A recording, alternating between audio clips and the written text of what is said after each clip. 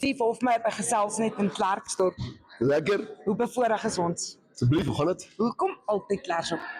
Nee, ek is verlief op Klerksdorp. Ek weet nie al die redes nie.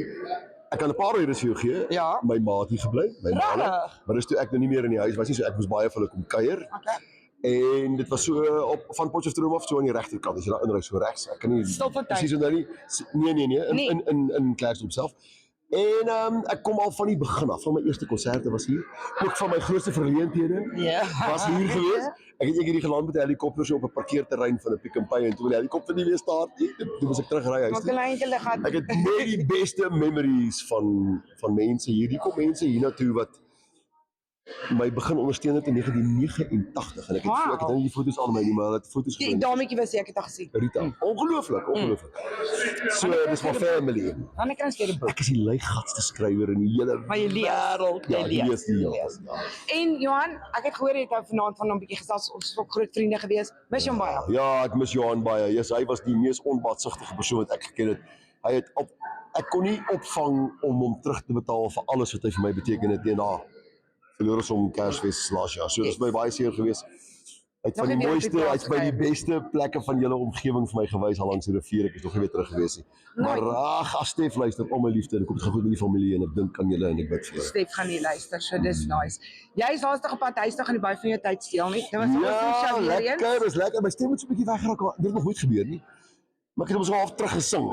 Maar ag, as jy 'n goeie gehoor het, maak dit die saak nie. Almal is agter jou. Ja, dit maak 'n groot verskil. Ouderdom. Maar dankie. Ek het dus 'n bietjie gespot vanaand toe sê ek vir 'n man van jou ouderdom nou so in so 'n leerbroek, nee. You can still do it, nee.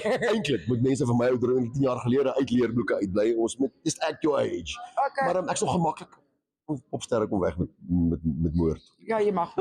Met moord en leer. Ek wil nie die woordeel hoor nie. Jy het my vanaand vir eers ken al die woorde wat jy praat, wat jy van ons boere praat wat oorlede is. Ja. Maar vanaand kan ek vir jou sê, vragtig ek raak dalk uit, maar ek het trane vanaand gehad. Jy het regtig met passie gepraat. Ek dink nie dis amper soos 'n liedjie. Dis amper soos 'n ding wat ek opsê. Ek verander hom so 'n bietjie hier en daar en hy verander so deur die jare. Yes. Maar ek het dit nog nooit nie bedoel nie. Nog nooit nie bedoel nie. Ek gaan terug na die persone wie se hande ek vasgehou het wat staan terwyl hulle kinders vermoor was of nie op 'n plaas en is asof dit net geswyg word in die groter media daar buitekant. En dit is my mense met wie dit gebeur. So ek raak 'n bietjie, dan gaan ek al weer. Ja. Ek wil nie bel by ons Steve, wat 'n boodskap kan jy vir nie net Klerksdorp se mense nie, almal daar buite.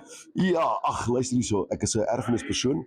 En ek het dit weer vandag gesien, ek was by 'n baie spesiale museum hierso wat Pieter Oukamp aanhou van ons erfenis. En dit sê vir my een ding, dat as jy alles verloor het en jy het nog die mense om jou wat omgee, dan is dit een.